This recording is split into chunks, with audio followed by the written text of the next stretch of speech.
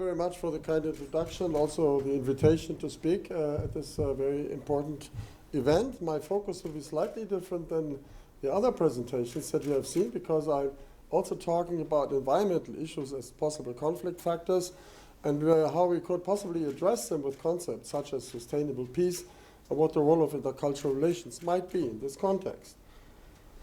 We are talking about two major systems here that are interacting. On the one hand, we have the environment and natural systems. On the other hand, we have humans and the social systems, and they're overlapping. And the question is, how do we deal with these overlaps, and what is the role of natural resources, their use, and possible environmental conflicts at the intersection between both? There's a lot of discussion whether there could be a possible collapse in the human and nature relationship, and if you overuse the natural resources, which are the base of our society, and it could be possibly leading to a breakdown of the society, as had occurred in several times in the past for several of the civilizations that were overutilizing and suffering from environmental problems. Well, one major feature that we're experiencing is still exponential growth. And exponential growth, it means it becomes harder and harder to deal with the consequences. Like you see, the train is trying to go to a steeper slope uphill, and it becomes more difficult. And this problem was known before, already more than 200 years ago. There was Thomas Malthus, and he suggested that population could break down by famine and illness because of overuse of natural resources. And the idea was that exponential growth is much faster of the human population than the linear growth of resources such as food. And so he suggested that this civilization might break down soon. It did not really break down because humans were ingenious. They developed technology, also changed the society, and there was also human migration dealing with the risk of overutilization of the resources. But the question is, how far can we extend exponential growth before the consequences still come in conflict with nature?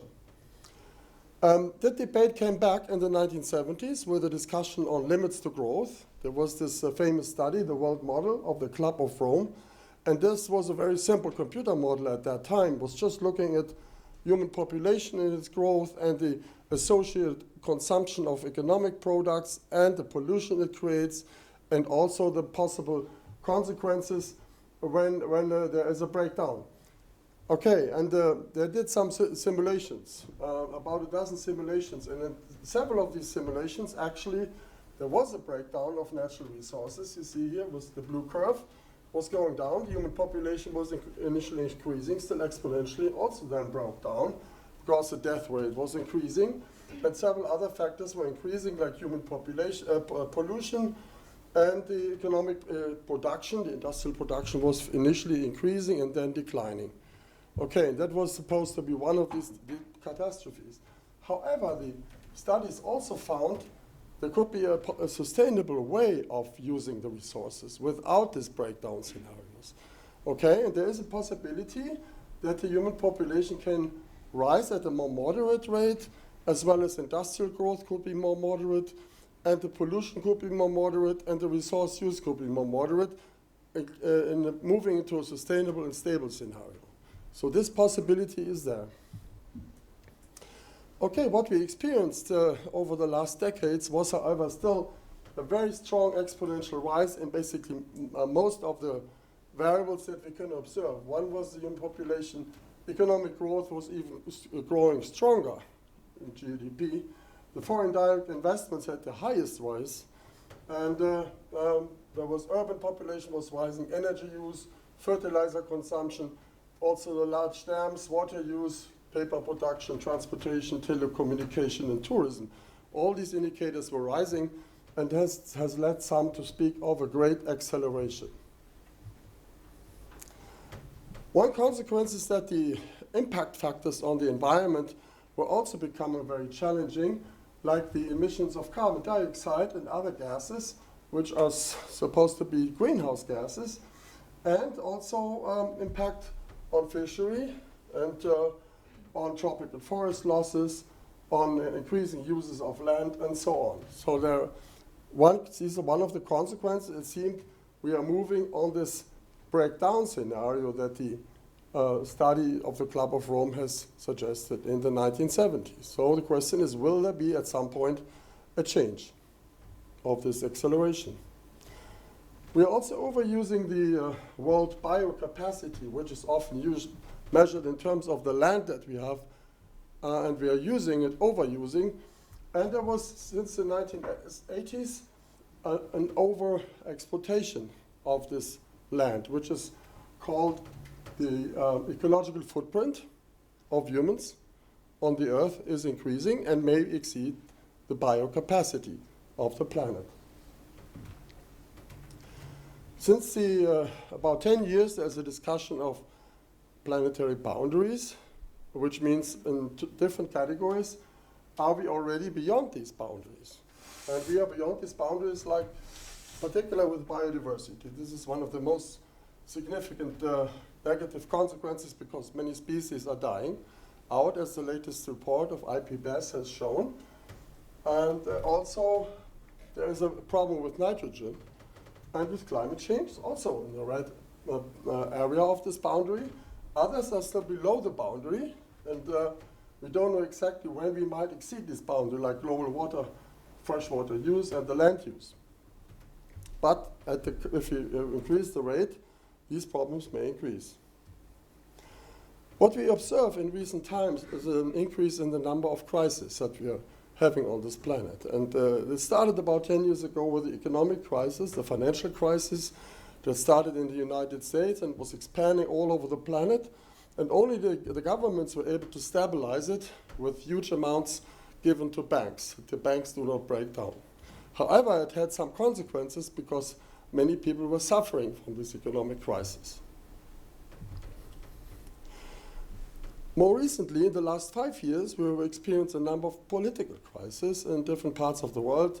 Some see the responses in terms of elections of right-wing political groups, populist groups, and the increase of terrorism, and also the new increase of conflict as an indicator of new political crisis.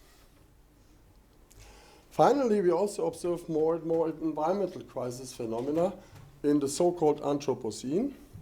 That is a term that was framed by Paul Crutzen around in the year 2000.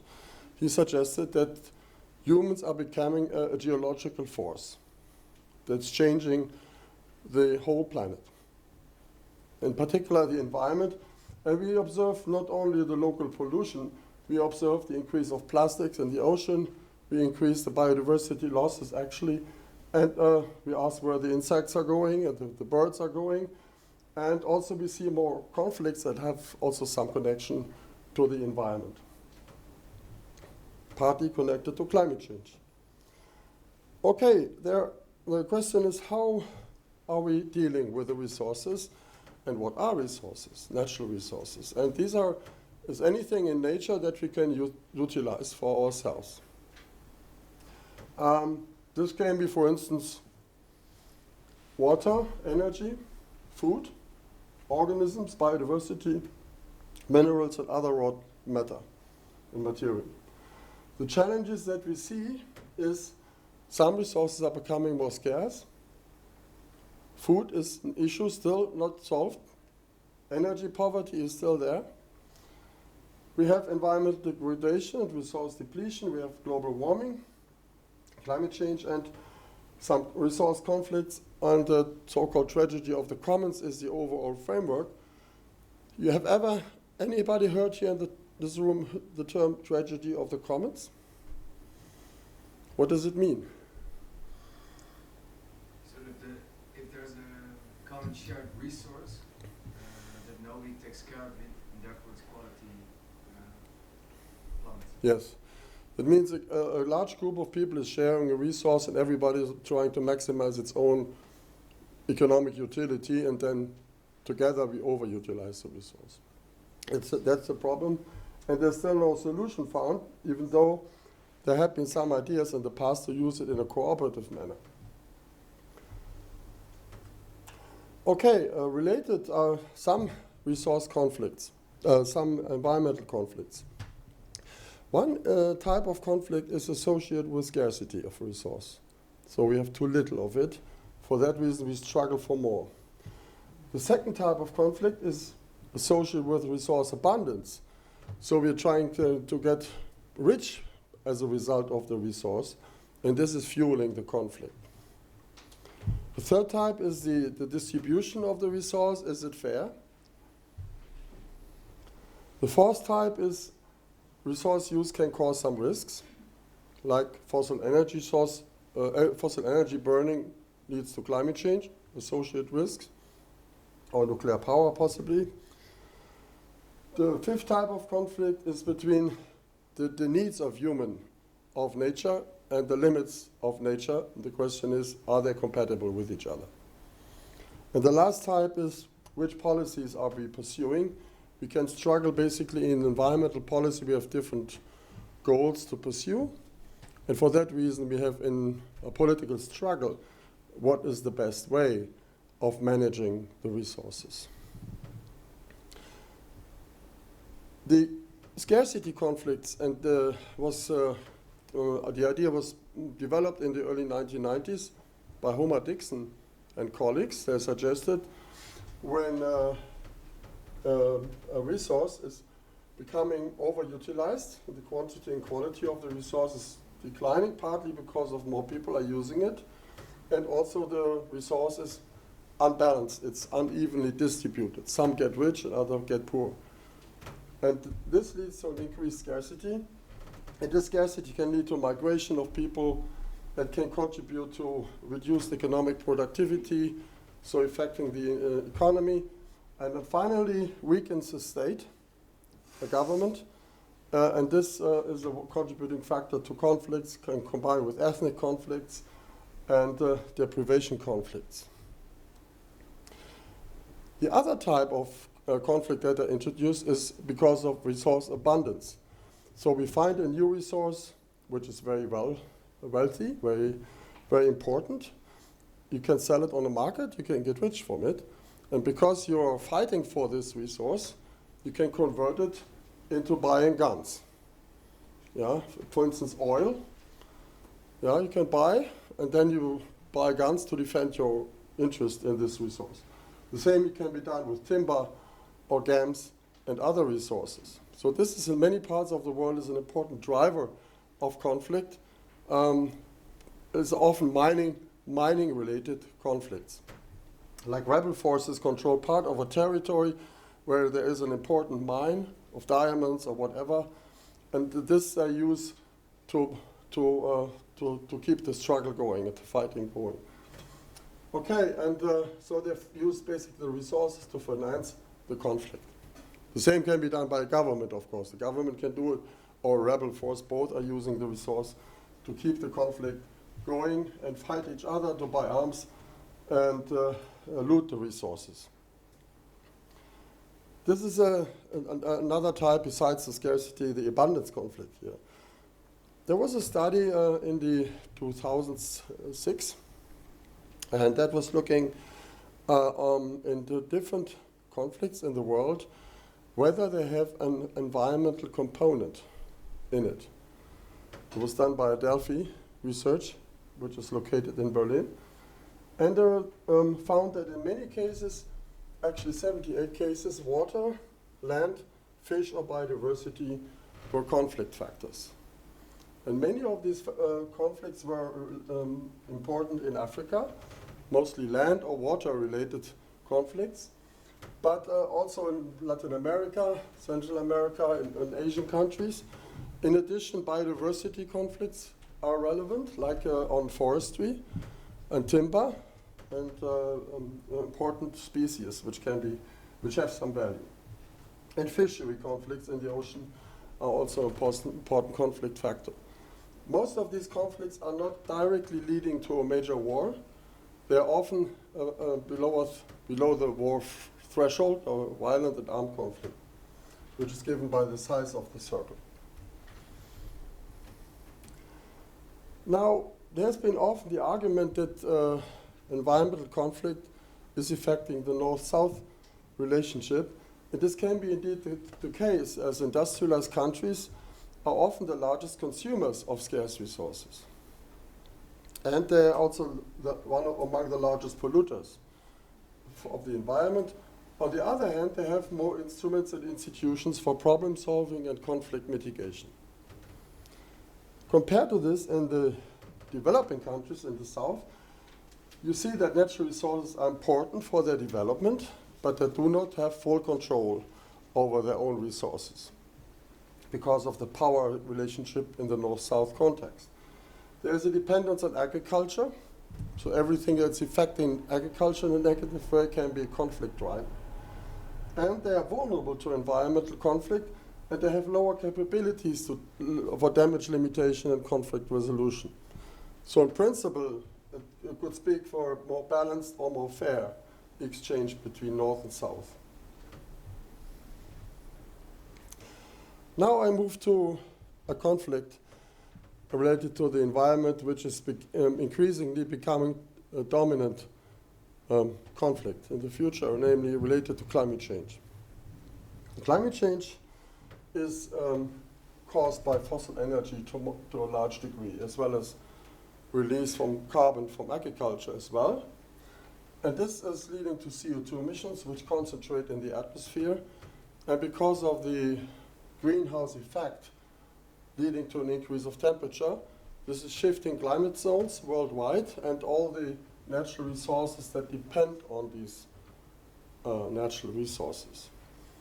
For humans, these resources are also important, in particular for human security and for societal stability. So if these resources are suffering as a result from climate change, then we could possibly run into the conflicts that I mentioned before related to resource conflict. Fossil energy is a major driver. This looks like a peak. Yeah? This is basically over 5,000 years plus and minus how we are using fossil energy. Fossil energy was only used about 250 years ago in the United Kingdom and was driving the Industrial Revolution, was also the basis for the British Empire to some degree, the coal use. And other countries followed with the Industrial Revolution path. And now the question is, where is the peak? Because fossil energy is a limited resource. It's not renewable, at least in our lifetimes. But then it may go down at some point. We can possibly use it for another 250 years, at least for coal. For oil and gas, it's more difficult. So it may become a scarce resource. At the same time, it's an important driver of climate change. And you can see this effect here when you look at the tendency of the global temperature since the last ice age. When did the last ice age end?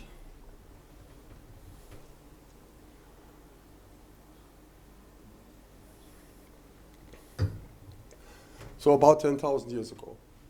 This is when the so-called Holocene began, and this is when human civilization was blooming.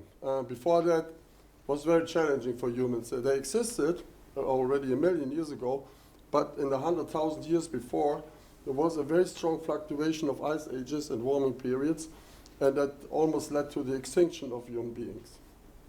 But we are fortunately in the warm times. The maximum was in the Middle Ages, and then there was a kind of cooling trend, which was called the Little Ice Age, which was only half a degree or so. And the changes before was 5-6 degrees average temperature change. Okay, but that was a challenge for, at least for Europe, the Little Ice Age, and had contributed to conflict. At the same time, we have now the phase of the fossil peak since the Industrial Revolution, which translates into a temperature peak. And this is a huge peak compared with the times before. It's only the same order of magnitude as the temperature change since the last ice ages. This comes on top. You have any idea what this might be? Looks like what? Barcode? It looks like a barcode. And actually, it's the barcode of the planet Earth over since 1881 in terms of deviations of temperature. You see, 100 years ago, blue means more cool. And current times means more red, much warmer than 100 years ago. So every bar is a year. So we see, at least in this way, a kind of virtual representation of the warming. When the warming is increasing, this leads to various consequences, in particular for key resources like food. The more the warming increases, the more the impact on food production, because crop yield is sensitive to temperature. In the beginning, the increase of crop yield is a positive, can be positive, because at least in cool areas, a warming is good for crop growth. In addition, more CO2 in the atmosphere is also good for crop growth, but there's only a threshold, maybe beyond 2 degrees, this turns around. So then we have the negative effect of the warming on crop growth. The crop growth goes down. The water effect on water production in dry areas is negative, so there will be less rainfall in dry areas. Ecosystems are sensitive to changing climatic conditions. They can adapt to some degree, but a tropical rainforest, for instance, when it's getting very hot and dry, cannot move fast enough. It takes hundreds of years to rebuild a tropical forest. So the tropical forest cannot simply move from one place to another. It may die out at one location, and including all the species in it. Then extreme weather events like storms, forest fires, droughts, floods increase in their frequency and intensity because of the warming, the atmosphere takes up more energy. So all the atmospheric processes are sped up, become faster and more intense. Finally, we have also the possibility of abrupt changes, like a major change beyond the tipping point when the whole climate system becomes unstable. Okay, what is the regional distribution of these events? You see, in some parts of the world you may have less rainfall, like in the Mediterranean region, Sahel zone, in the Central Asia, Central America, also North America. In other parts of the world, you may experience more floods, storms, and heavy rainfall events, like in South Asia, East Asia. And this is the uneven distribution related to the water patterns, which are very important. Then we have also the various effects on species, most strongly in the Arctic region, but on coral reefs as well, and in tropical rainforest forest areas. Could be species losses increased. We could have more diseases and harvest losses. Okay, you can imagine that this has an effect on many people. South Asia is a region with very high population. Almost half of the world is living around the Himalayas, in south, east, north of the Himalaya region.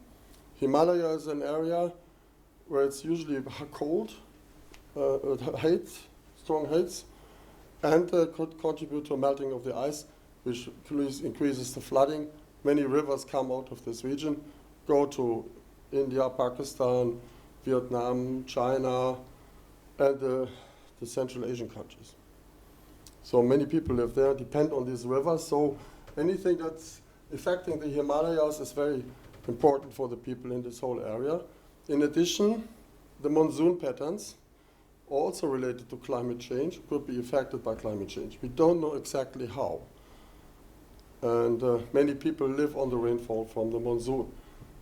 So we have, in some areas, in some years, like in 2010, we had a very strong flood, the Indus flood. 20 million people were affected by it. We have Bangladesh, the risks from sea level change and major typhoons. And people are often forced to move away into neighbor countries. And we have strong typhoons in Philippines, for instance, and other parts of the region.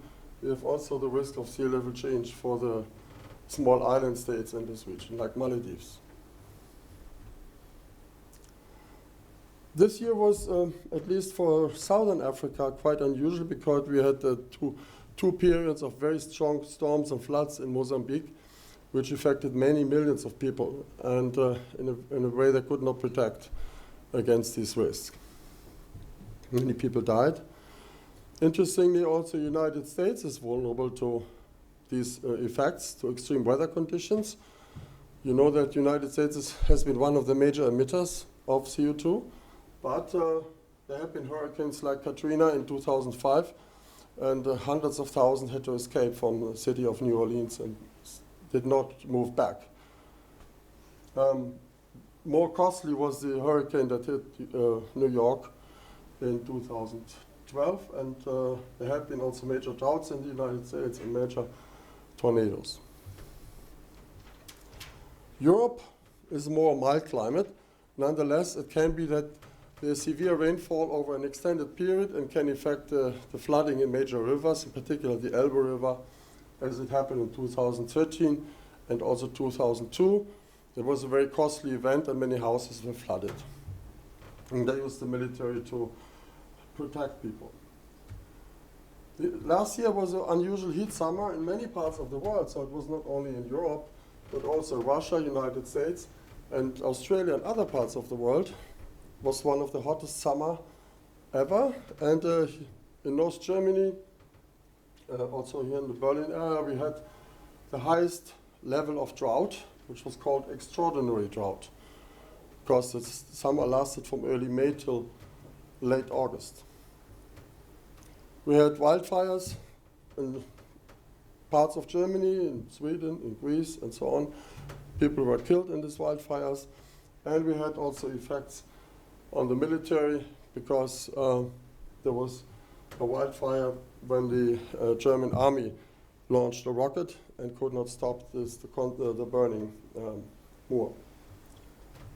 Okay, at that time there was a report in a scientific journal suggesting that these 10 trends may occur more frequently.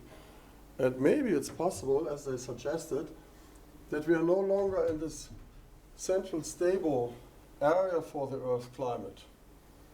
Yeah? Since the last 10,000 years, we had these circles of ice ages when it was cooler, the sea level was lower.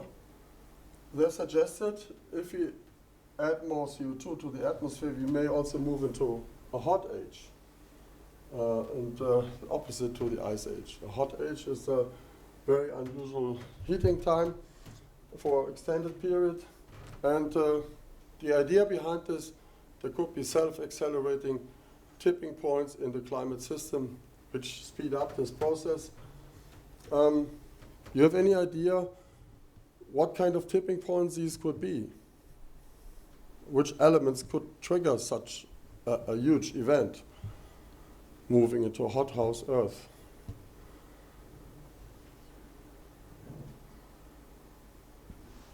For instance, Arctic region is covered with ice. Yeah? If the ice melts, the ocean takes up more heat because it's not reflected anymore to outer space. So this contributes to warming. The other thing is, the soils in Siberia and Canada contain greenhouse gases, like methane. So if you warm these soils, these greenhouse gases are additionally released. So there are about 15 of these factors in the Earth system. If you're beyond a certain temperature, this leads to a self-enforcing mechanism or chain reaction. We don't know where it occurs, but it's possible, and it occurred in the past. Now the next question comes, how do humans respond to these challenges? It is indeed possible that we can move on this risk path or crisis pathway, where climate change leads to more security risk, instability, refugee movements and conflicts. But it's also possible that humans can make a U-turn, and collaborating with each other on finding solutions and to develop more sustainability, technical innovations, a new energy system, and so on. And actually both paths are pursued at the same time. Some areas you experience more conflict, in other parts of the world more collaboration, and the question is which one will succeed. If we move on this conflict pathway, then it's indeed possible what a group of military has suggested in 2007, that climate change could be a threat multiplier, combining with existing threats and leading to extremism and more violent conflicts. A similar idea has been expressed by the German Advisory Council on environmental change in 2007, the same year. They suggested there could be a spread of conflict across regions with more climate change. And the European Commission has shared the same view in 2008 at a more official level, suggesting climate change could be a threat multiplier and connect conflict in different regions. What could be the possible connections? We are changing actually the uptake of solar radiation with our activities. This has an effect on natural resources like soils, which could become more dry. As you know, soils are very important for agriculture, for both farmers and nomadic groups, and this could lead to more struggle on these essential resources and violent conflict. It is indeed also possible that there's a feedback loop into the other direction because of conflict. Could be negative effect on agriculture, which could mean a less sustainable use of resources, and then less ability to deal with climate problem. So you run into the possibility of mutually enforcing vicious cycle. So far, it's a theory. Scientists have looked at data, whether this can be already proven, and this you can do only for the past. You could, for instance, look at the number of natural disasters in the last decades, and there was indeed an increase of these disasters. You can look at the violent conflicts and their databases on armed conflicts in the world. There was a maximum here in the year 1990. Then after the Cold War, the number of conflict dropped. And in recent years, it was strongly increasing again to the same level as 1990. If you look at refugee movements, there's a similar pattern as for conflict. There was a maximum of refugees in 1990, then it dropped, and now in recent years it was again increasing. And the other number you can look is the number of displaced people because of natural disasters, which is the blue bar, and the number of armed conflict, from armed conflict displacement, which has been increasing in recent years. Okay, you can correlate all these variables and come to some conclusions. Some studies, and actually most of the studies, found a significant link between climate and conflict in the past, but not very strong, mostly in remote historic times. However, the number of small-scale conflict has indeed been more strongly correlated, not the big wars. So far there were no climate wars, but climate conflicts could be indeed shown to exist. Maybe about 10% of the current conflicts can be related in some way to climate change. None of the studies has done an analysis of the cooperative pathways in the past. So for that reason, all these analyses are biased on climate and conflict, but none really on climate and cooperation. And so there's a deficit in research to understand that relationship. What could be the possible pathways? I think I mentioned already earlier, climate change as a cause and conflict as a consequence could be connected to food, impact on food production, impact on water, impact on human migration, and the devastating effects of storm and flood events, which can destabilize societies. So these have been so far the linkages most frequently assessed in the research.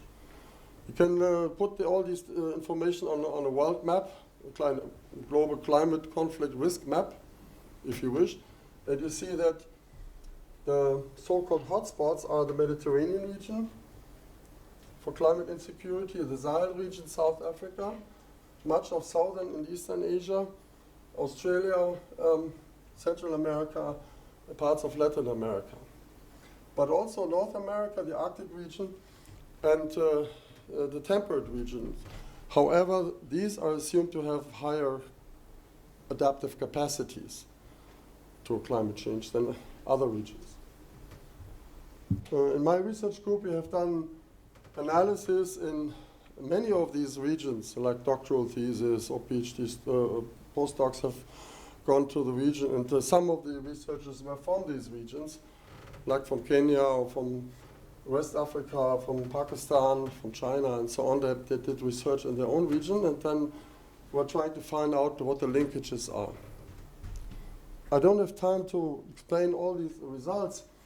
I want to mention those that are particularly interesting for the European Union, since this conference is located here. Europe is between four types of crisis or conflict.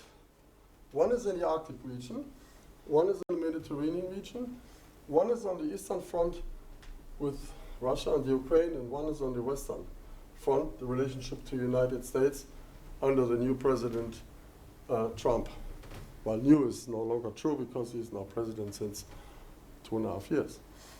Okay, but this is these are contributing factors for the instability of the European Union.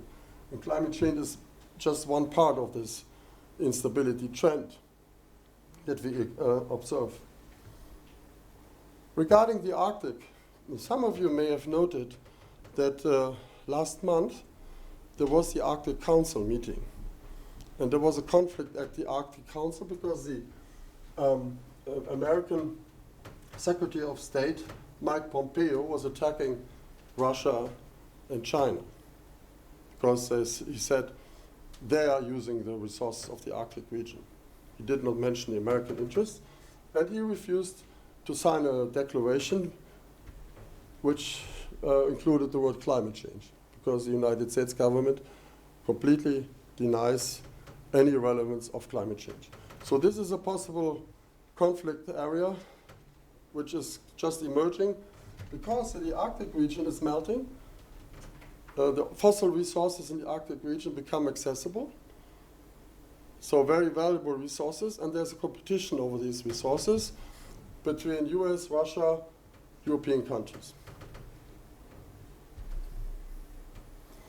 The other part which is relevant for Europe is what happens in the south. And here all the developments in Africa are very important also for Europe. I think they're connected in many ways. The African continent is seen as the most vulnerable, one of the most vulnerable to climate change. And this is from a study that is defining indicators of vulnerability for parts of Africa, which is basically all over the continent. At the same time, you see dots which indicate the number of measured violent conflicts in African countries from the same databases that I mentioned. And you see that both problems come together, often in the same regions. Areas that are sensitive to conflict are often areas sensitive to climate change. And so these factors could speed up each other. This is at least a major concern. We did field research in the Turkana region in northwest Kenya. There is a conflict between Turkana and Pokot, for instance, over cattle theft. And at the same time, there are two development projects. One is the oil exploration, is new in this region. and at the same time they build a wind park on the Turkana Lake. And we looked how these development projects affect the conflict in this region. And sometimes it's not solving the conflicts because there are different interests of the different groups living there. Anybody from this region? You know the Turkana? I know, but can you? Okay. Yeah, so we did this with a colleague who was living in this area, and we wanted to see how the people perceive climate change, water, and these energy projects. The Mediterranean is connecting Africa, Middle East, and Europe, South Europe, with each other. So this is another region very sensitive to climate change. It's part of the dry areas, the desert areas in this region. And the projection for climate change suggests that will become more dry in the future.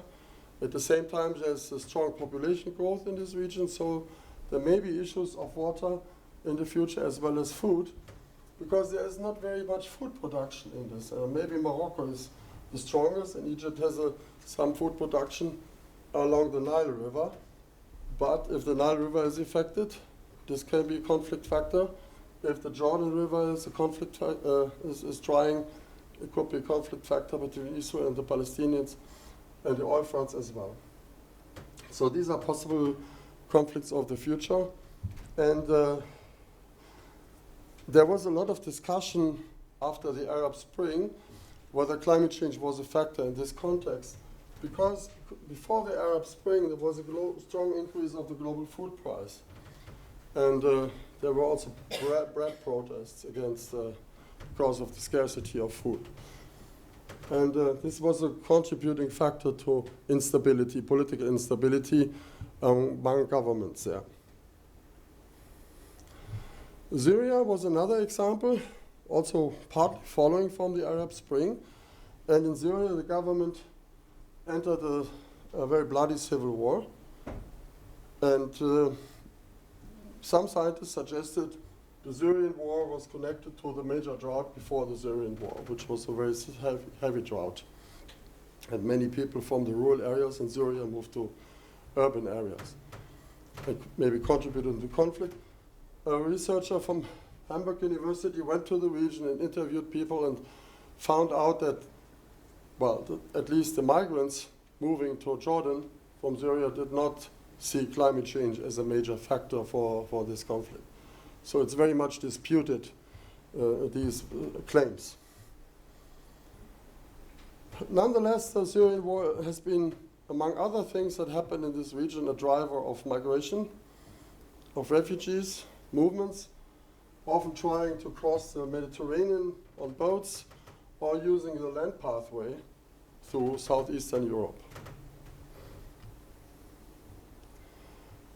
This has then triggered the debate whether climate change was a factor already for migration. And this is also disputed because migration has many reasons. I think mostly economic reasons. Refugees have political reasons. Yeah, political oppression is a major reason. But I think climate change may be a factor because of natural disasters, displacing people indeed, but not on the level that is often suggested.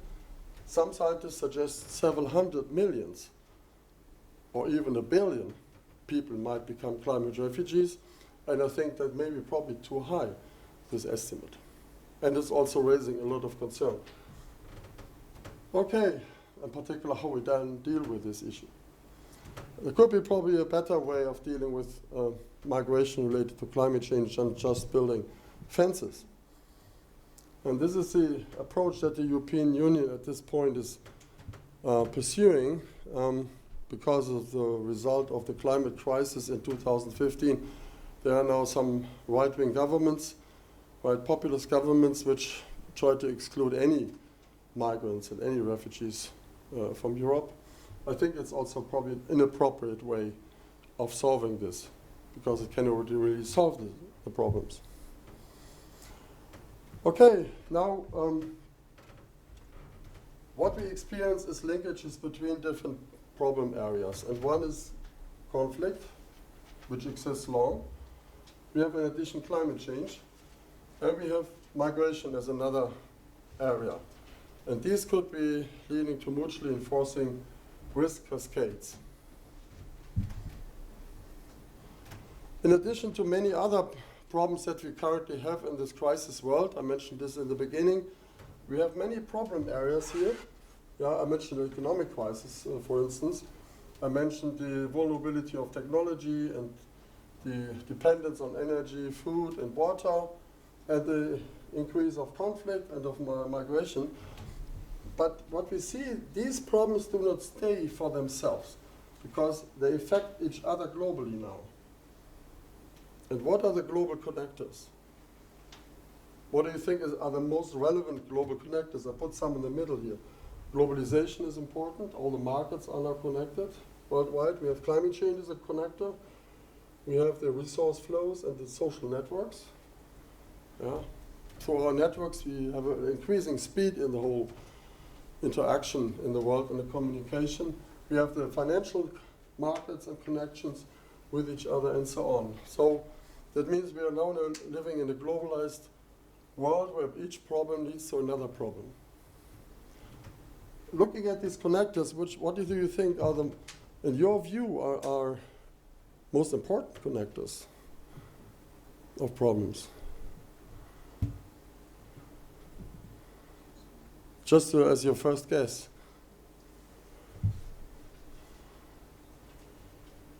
Or do you think all of them are relevant? Globalization. Pardon?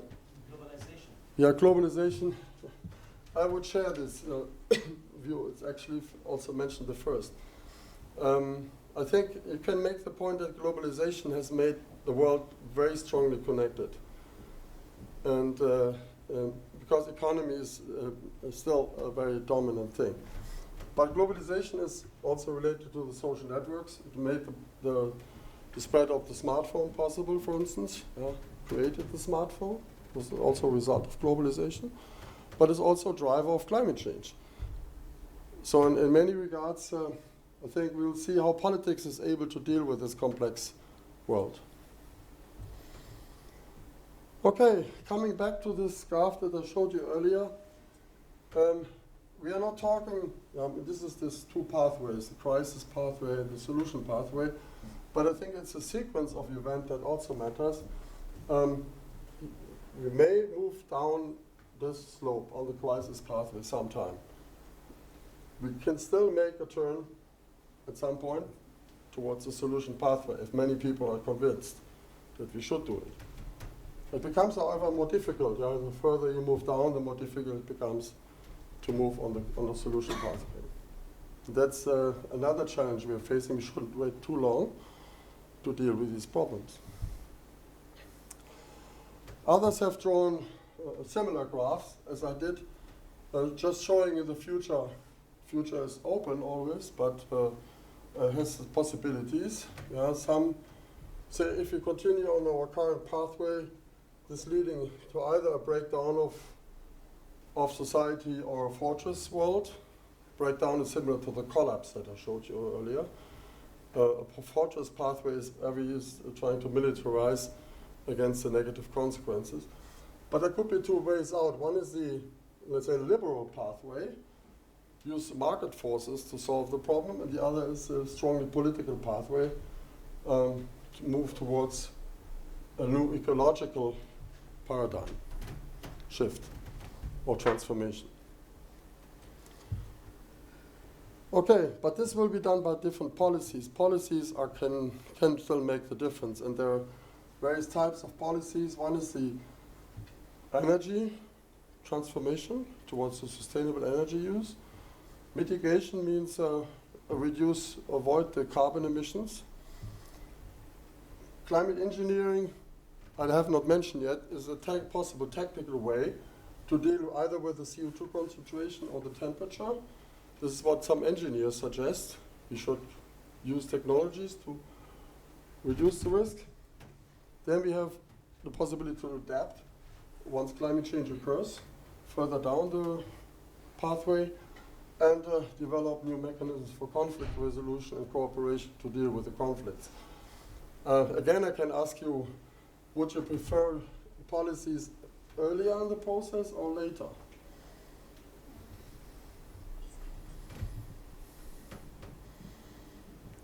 Earlier. Earlier? Okay. The only thing is, earlier means you have to do it early. Maybe now. Like on time. Yeah, Like, yeah. So if you wait 20 years, we may be here.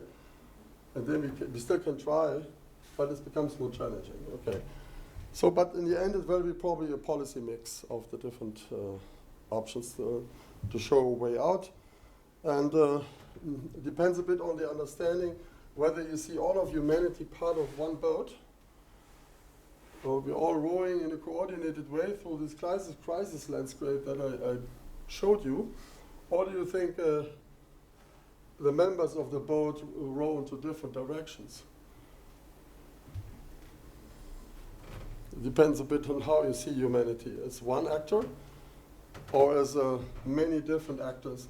And if you all row in different directions, and the stronger ones decide basically the direction, then it's not a common task.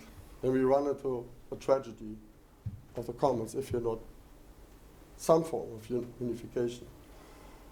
Of course, there are many ways and policies to unify, and it's basically the process that started in '92 with the Framework Convention on Climate Change and the Rio process. And there came up many ideas. The Kyoto Protocol was only the first start for the industrial countries, and now we have the Paris Treaty. The Paris Treaty is the first time that countries from all regions agree on the goal, and that you have to do something together. At least it moves into a certain direction of one boat, but it's not achieved yet. The one boat policy would mean the whole emission pathway, which is still going up for the whole world, would make a U-turn towards zero. This has been agreed in the Paris Agreement, more or less. Altogether, we have to reduce emissions, but unfortunately, the countries have not agreed how much each country is doing. This is still a voluntary declaration by each country. Many ideas are there to make that U-turn. This is primary energy supply, and you see 80% is still fossil coal, oil, gas, still the dominant. They would have to go down at some point and be replaced by alternative energy sources, and also other ways, namely energy saving and energy efficiency, is about half of the reduction. It's not only renewables that can solve the problem, also some sort of reduction. To bridge the difference between north and south, and there is indeed a very significant difference in emissions per capita. The industrialized countries have much higher emissions per capita, and the north, the south has much lower emissions per capita. Okay, you can solve it in two ways. Either the north goes down, or the south goes up, or they meet somewhere in the middle. And the middle ground is not defined yet, where that could be. And I think this is an important point where you talk about cross-cultural bridges between the different regions. So, to become more and more positive in my talk, I want to show that we don't have only these negative linkages between different pathways, but also possible positive linkages. You can think about synergies between the policies for conflict resolution, climate change, and migration. There are many possible linkages that have not been explored. We could also think about how we realize the different scenarios. We have these two extreme scenarios here. This axis is maximum climate change, and on the other hand, avoidance of climate change. Then in the vertical axis, we have a political power change in the world, because political power is essential. And power transition means a power exchange between North and South, between the poor and the rich. And here the extreme case is no power change, and this is a peaceful power change. And in each of these possibilities, we have different options, scenarios that we can consider. A bit like my two pathways. The crisis pathway is in red, and the solution pathway is this green pathway. Okay, there are many ideas, many studies. Scientists take part in this. Every citizen can take part in how a great transformation can be realized, possibly. And the German Advisory Council has done many studies on, for instance, the role of citizens in this process to realize such a transformation towards sustainable peace. The Club of Rome that I mentioned in the beginning is still existing, had its 50th anniversary last year, and came up with a new report. And this new report is called, in English, Come On. In Germany has a different meaning, but most of you don't speak German, I think. So I think it's very interesting to see and read, because it contains not only negative cases, but more positive cases to show a way out. And one of these positive cases done by a colleague from Hamburg. He died 2 years ago. And it's the idea of a viable world for 11 billion people. So 11 billion is 3 to 4 more than we have currently. And that may be actually the stabilization level of the world population in the future. And the idea is, all these problem areas that I mentioned before could be not connected in a negative way, as I showed you, with the connectors, but the world could be more immune against these diseases or problems with such a concept. And an important element is go away from nationalism towards more international, and to think about the interests of not your own nation only, but also the interests of other nations. This is called the cohabitation concept.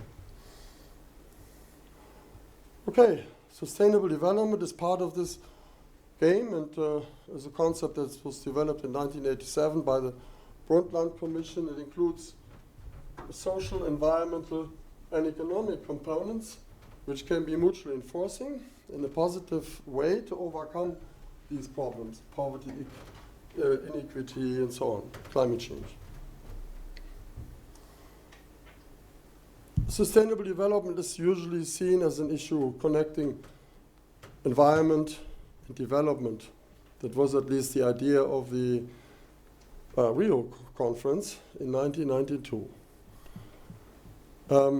If you have studied the history of the Rio conference, they excluded the role of peace and peace building. They made it a separate issue. And I think maybe that as a short-term measure made sense. But as a long-term measure, I think we cannot exclude the issue of peace from sustainable development. And I was involved already at that time in that discussion, so I still have not given up on my hope that we may move into a direction of bringing sustainable development and peace together. And the Brundtland Commission has two important elements, namely the preservation of life and the development of abilities, of human abilities, which is a development component. Peace also has two important elements, the development of human abilities and the preservation of human life. So they're actually, the history of peace and the history of sustainable development are very closely related in many ways, and there is a lot of potential to further develop this, to overcome the negative connections that we currently still experience. So the idea is to develop a mutually enforcing concept of sustainable development and peace, how they can strengthen each other, and move away from the vicious cycle to a virtuous cycle. The vicious cycle is what we experienced actually in the last 30 years. War, environment destruction, underdevelopment. The causes are violence, growth, and power. This is what we have enough, in my view. I think we think more how that transition in a positive way could be made between these major concepts. Yeah. Of course, it will never be done if there are no people supporting it. And what we see in recent times, new movements are coming. And the latest one is the Fridays for Future movement, I think, also Scientists for Future. And the question is, will they realize any of these ideas? An idea itself cannot change if it does not have any people realizing it. We have more actors. Yeah, interestingly, also parliaments can play a role. The British Parliament declared last month the state of climate emergency. Small cities followed this, like the city of Constance in Germany, and now we have a kind of a movement of cities calling for such political action. At the government level, some activities are happening in response.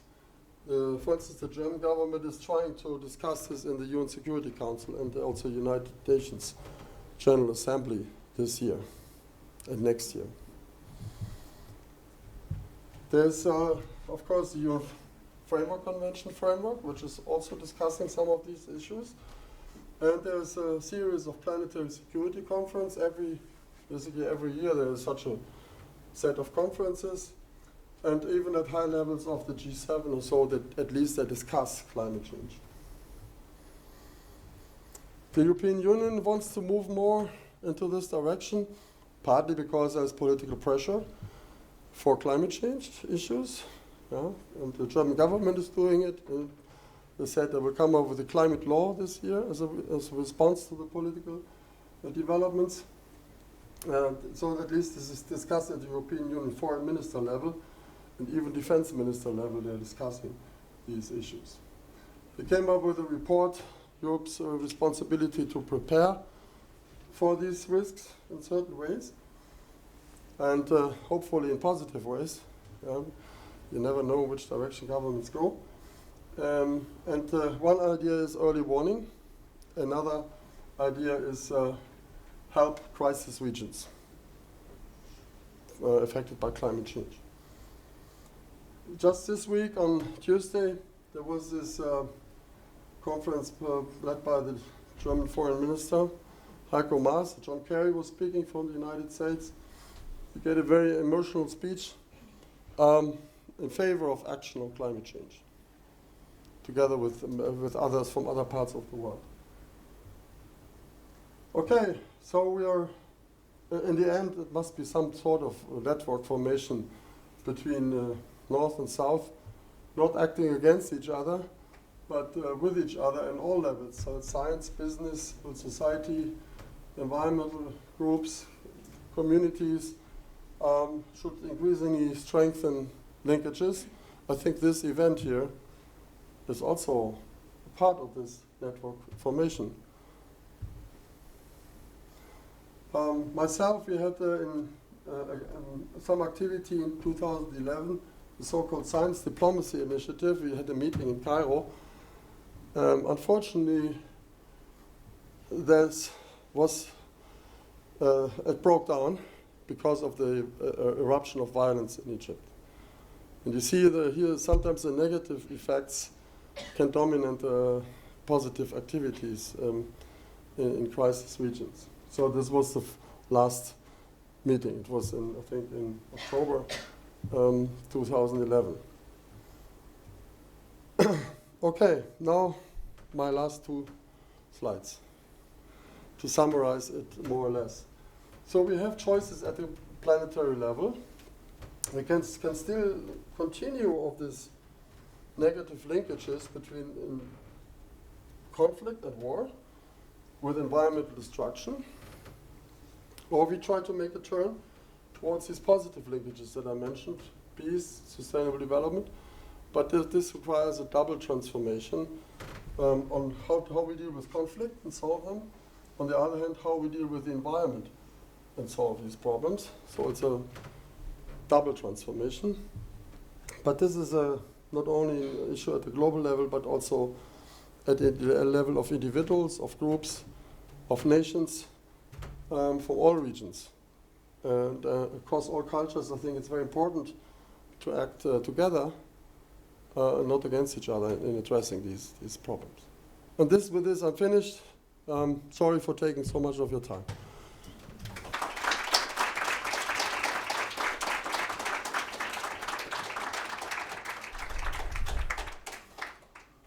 Thank you very much for a very informative and I think inspiring, although at times pessimistic presentation. I'm sure you've engaged and inspired many comments and reflections. Who would like to go first? As always, raise your hand and you can briefly introduce yourself, please. Yes, my name is Saif David from Afghanistan. I have only one question related to population and nutrient, as I'm not mistaken, because you have shown us the Tibet mountains, the Himalaya, that this part of the world is half of the world population. And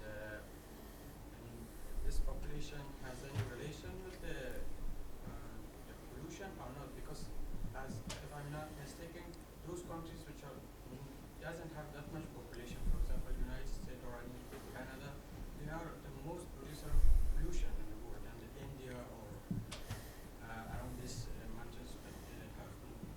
Yeah, that's a very important point, because I think it's part of this north-south divide that I mentioned earlier, is this asymmetry or some sort of injustice, unfairness, or whatever you call it, that those who contribute the least to the problems are suffering the most.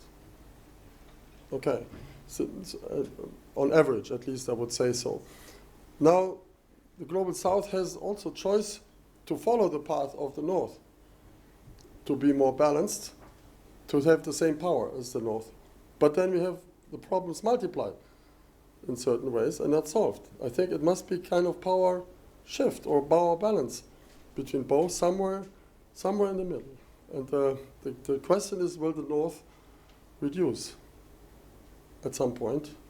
And you meet somewhere, or we meet somewhere in the middle in terms of at least the negative effects of pollution. Yeah. Do you see any ways already into this direction? This is the question.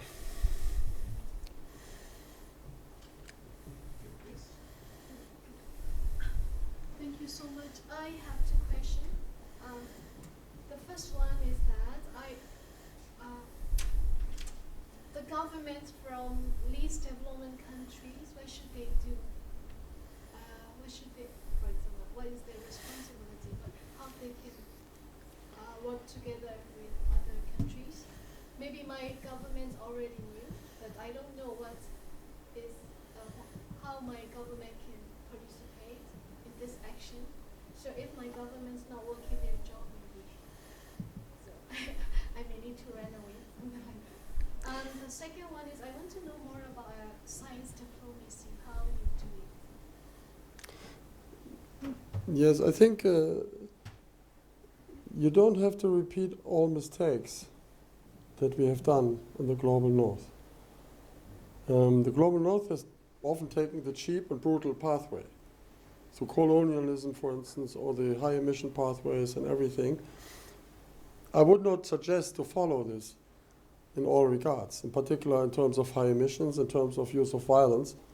It's probably not advisable to do it because it would weaken the Global South to enter violent struggles. It's more important to develop a unifying movement in the Global South and work together among each other, because the Global South is by far the majority of this planet. The Global North will very soon, only 10% of the world is the Global North. Yeah, and this, I think the Global North has not understood this, really, that they are the minority. There were the majority in the past, yeah, when the high population growth in Europe and so on, but this has shifted. Now, everything that the Global South is now developing as alternatives will, in the long run, also affect the power of the Global North. Particularly if you do not allow any more cheap exploitation of your own resources, which is often the case. And the North is dividing often the interests of the southern countries.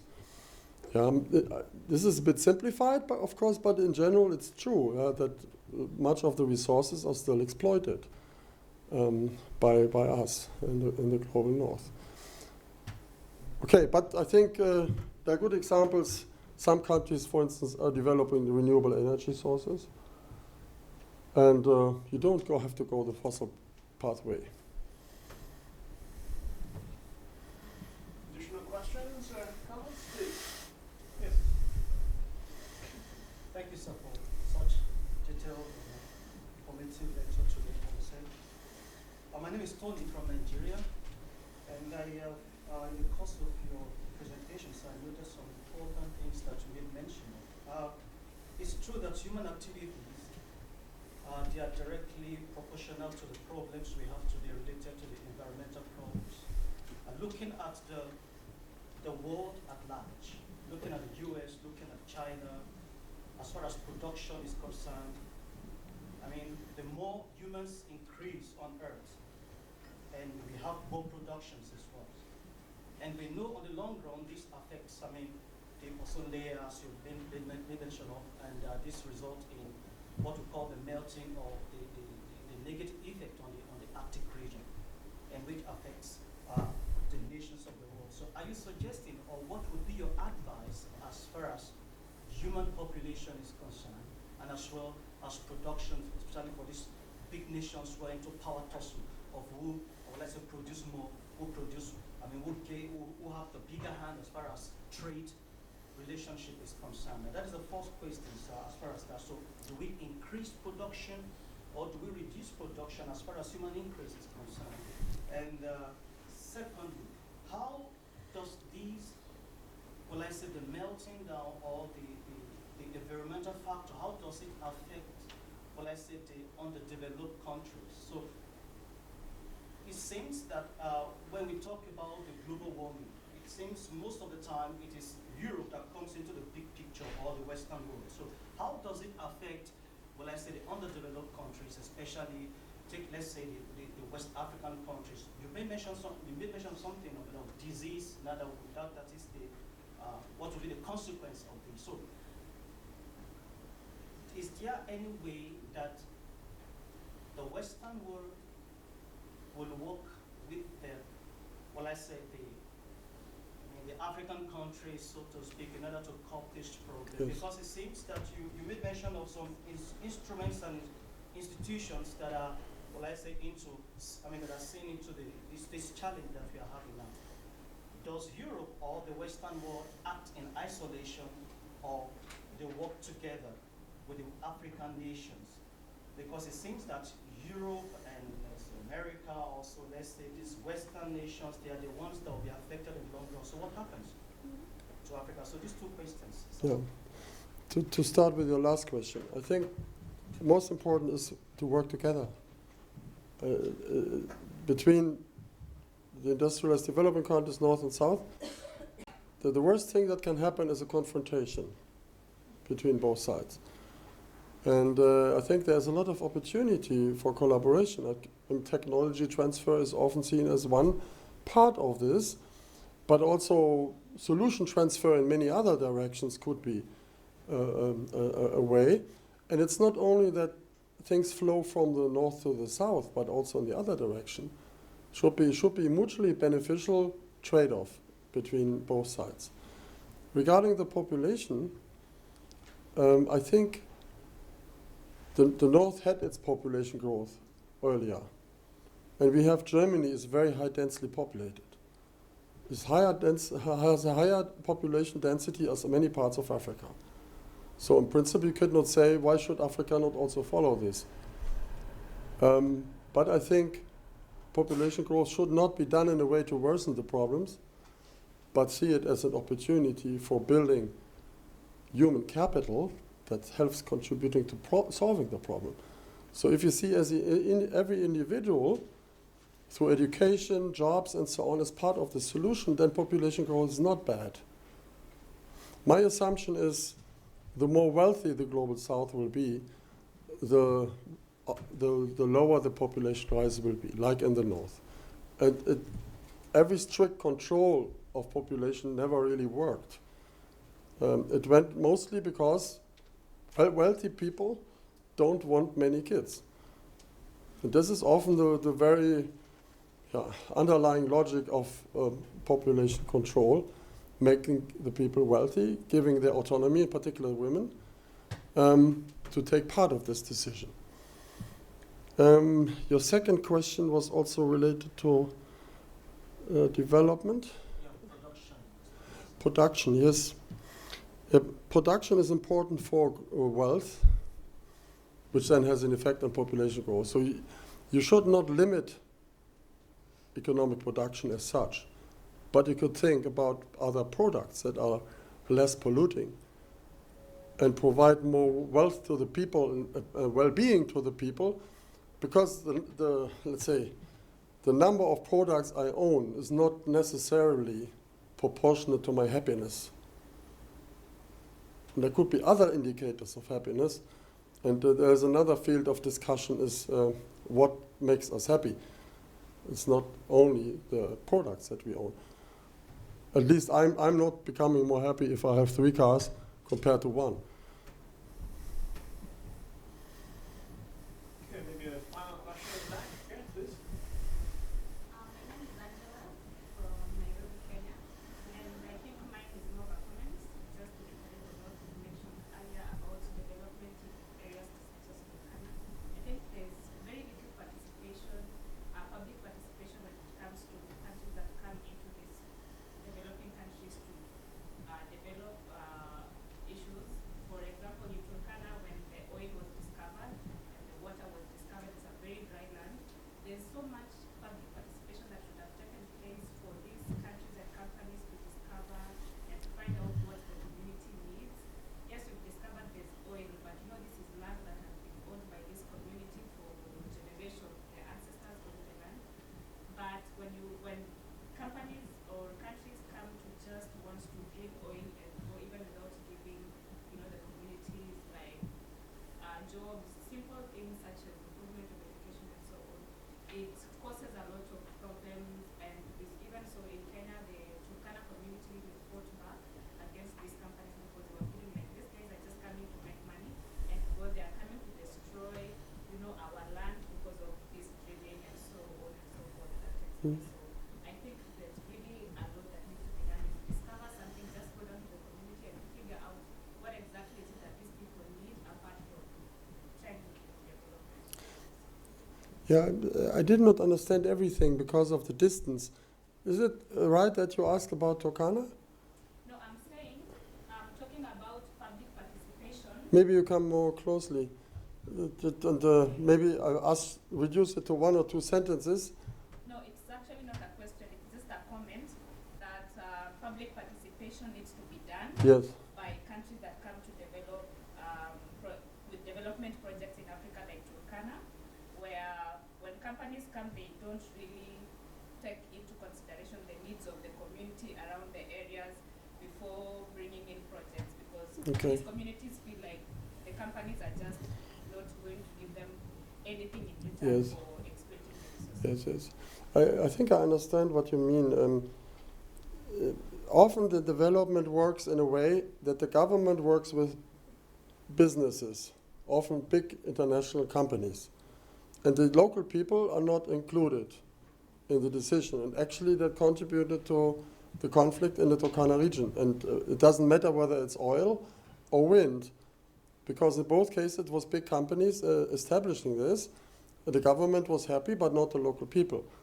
And that can contribute to instability, which development should actually avoid instability and not increasing it. But this means involving local people into the decision, that what often governments don't like and businesses don't like, because they want to make their own decisions. And this is independent of whether it's north or south. It happens the same in Germany. And so it's often top-level decision-making. And I think the future is more bottom-up approaches. And I think the people now in many countries are raising their voices, raising their hands. They want to be included. It may lead to more temporary instability, but in the long run, it is strengthening stability of each country, because it is a democratic process. It strengthens democracy. Okay, And sorry, I didn't answer about the question about science diplomacy. Who has asked for it? Yeah. You are so sorry. I remember that I forgot about it. I think scientists are not very powerful, but they come up with new ideas. They provide a basis for new technology often. For that reason, they have a long-run change, and they are international. They're acting internationally with colleagues, and they can bring the colleagues together for conferences, what they often do, and they can also devote certain the international linkages to certain topics, like we did for this conference in Egypt, which was meant to be dealing with some of the critical issues after the Arab Spring. So scientists are just part of this. They have a lot of knowledge, and they can provide this knowledge. And if it's taken up by people or by politics, then it becomes power. Otherwise, not. Professor Scheffran, I think this is a very, very thought-provoking lecture. We need to conclude, unfortunately. We're about an hour over schedule, but I think this is a discussion definitely that should go on and could go on. But I do need to bring it to a conclusion. We hope to stay connected with you. We hope also we can invite you once again in the future. And I think we all need to work together to try to come up with solutions. And as you were saying, to really have the contributions ourselves towards these very important issues. So let's all please share in expressing our sincere gratitude to Professor Scheffran.